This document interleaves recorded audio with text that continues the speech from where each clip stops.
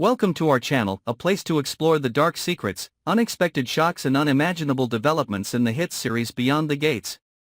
Today, we will take you on a journey filled with twists and turns, where the truth buried for decades suddenly rises, shattering everything that was once considered the truth, then dragging all the characters into a vortex of hatred, betrayal, and tragedy.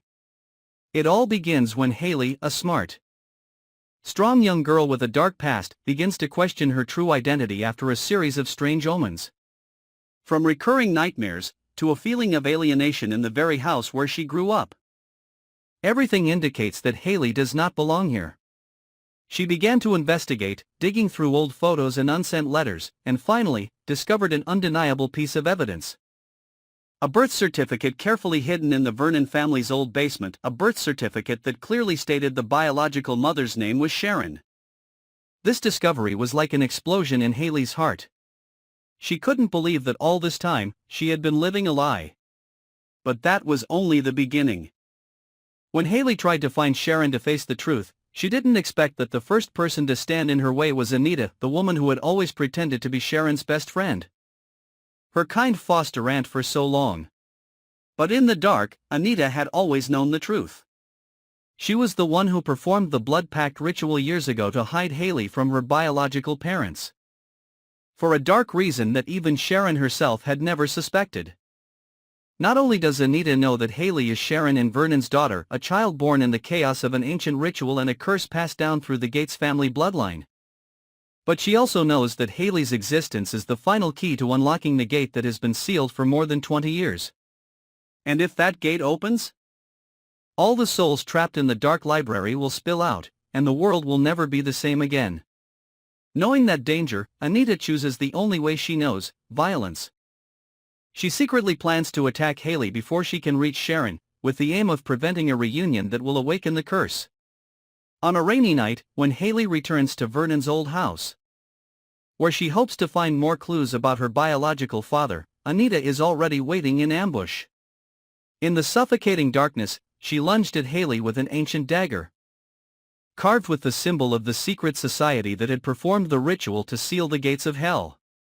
The attack was sudden, but Hayley was not entirely surprised. She had long suspected Anita. With the untapped power in her veins, a genetic gift from Sharon, Hayley fought back instinctively. The confrontation between the two women was not just a physical battle, but also a battle between light and darkness, between the protector of truth and the guardian of lies. Blood spilled. Screams echoed throughout the Vernon hallway. A strange energy suddenly erupted from Hayley, sending Anita flying into the wooden wall. Her eyes wide with horror as she realized that this girl was no longer the innocent child she had hidden away. Hayley, standing in the pool of blood, feels a strange power awakening in her body. But before she can understand it, the house begins to shake. The basement, where the birth certificate is hidden, suddenly opens a crack leading down into the depths. A strange sound rings out from below, like the echo of thousands of souls calling her name. From that moment on, everything begins to spiral out of control. Sharon, sensing something terrible, immediately returns to the town after more than 2 decades of running away from the past. Vernon, who was thought to have died in the ritual years ago, suddenly reappears, but with a completely changed appearance, eyes as if burned, a deep voice as if coming from another world. Both are sucked into the vortex of fate that Hayley's return has triggered. Meanwhile, Anita, though mortally wounded, still tries to follow Hayley, knowing that if this girl finds the real portal, everything she has ever done will be meaningless. But the more Anita follows, the more she realizes that what Hayley is looking for is not only the truth, but also salvation for her own soul. Hayley's suppressed memories begin to resurface. She sees herself at the age of 4, being pulled from Sharon's arms and brought to Anita's house. She remembers her mother's screams, Vernon's cold hands as he is dragged into the sealing ritual. And deep in her subconscious, she realizes that the portal is not only a path to darkness, but also the place where the remaining soul of Vernon, who sacrificed himself to keep it closed for the past 20 years, is imprisoned. The truth unfolds layer by layer, like a mask peeling away from a rotten face. Sharon, upon learning that Hayley is still alive, is devastated. But in her pain, she also knows that she must do something to fix it all. She and Hayley return to where it all began, the Black Tower, the center of the old ritual. There, they face the survivors of the old secret society, now corrupted by ancient magic and hungry for Hayley's power. As darkness pours out from the newly opened portal. As the old spirits begin to creep into the human world, Hayley is forced to make a painful choice. Use the power in her blood to seal the portal, meaning sacrificing herself, or let it open. Accepting her own destruction to break the 1,000-year curse and end this cycle of suffering forever. And then, in the ultimate moment between life and death, between light and darkness, Hayley realized that no one could decide her fate, not even fate. On the top of the Black Tower, the ancient stone floors stained with the blood of generations. Hayley stood in the middle of the circle of choice.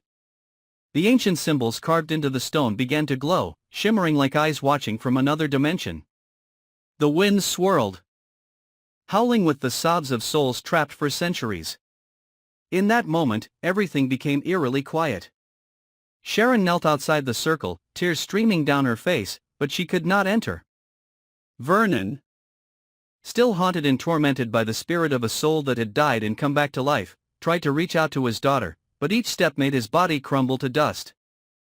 The price of opening the portal was not only her soul, but also her timeline and her memories. And Hayley knew that if she sealed it, everything that had ever happened, past and present, would be erased. No one would remember her name. No one would remember that Sharon had ever had a child, or that Vernon had ever existed. It was not just a sacrifice of self, but a permanent disappearance from history. In the final moment, as the dark energy from the portal erupted, Hayley let her arms fall. A white light emanated from her body, pure, fierce, as if the souls of every mother separated from her child were merging with her. The light exploded, sweeping away all the darkness that was pouring out. The screaming souls were sucked back in a whirlpool of white fire. The ancient symbols on the stone floor burned one last time before collapsing. Anita, who had been hiding in the shadows watching everything, finally fell to her knees. She couldn't understand what was happening. Couldn't accept the fact that the girl she had once seen as a child could defy fate. A cold wind blew by, blowing her crimson scarf away. Her eyes were empty, no longer a look of power. Only the emptiness of losing everything. A few seconds after the explosion of light, the Black Tower began to collapse. Stones fell like tears of time. When Sharon rushed into the rubble to find Hayley, she found only a necklace, the only gift Sharon had left by her daughter's crib more than 20 years ago. No body, no trace. It was as if Hayley had never existed, as if all those terrible events were just a long, tormenting dream. Sharon fell into a state of silence after that day. Vernon disappeared again, without a trace. Those who survived the old ritual began to suffer mysterious accidents or go insane. The gate was sealed, but the aftermath still lurked in every dream, every whisper in the night. A year later, in a remote village in the north, a little girl was found in the deep woods, without parents, without papers, with only a scar in the shape of an ancient symbol on her left wrist. The girl had no memory of who she was, but every night she dreamed of a stone gate and a crying woman. The villagers called her Ilara, because that name always appeared in her dreams. No one knew that the little girl was the last crystallization of what remained of Hayley, of Sharon, of Vernon, and of the rise of a never-ending cycle of reincarnation.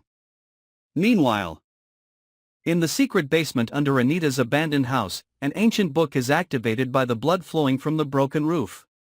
The loop of the gate will never end. And those who try to seal it are only delaying the inevitable. To not miss any of the shocking developments that follow, don't forget to follow and subscribe to our channel today. We will continue to bring you exclusive analysis, creative content, and surprising theories about Beyond the Gates and many other exciting films. See you in the next videos.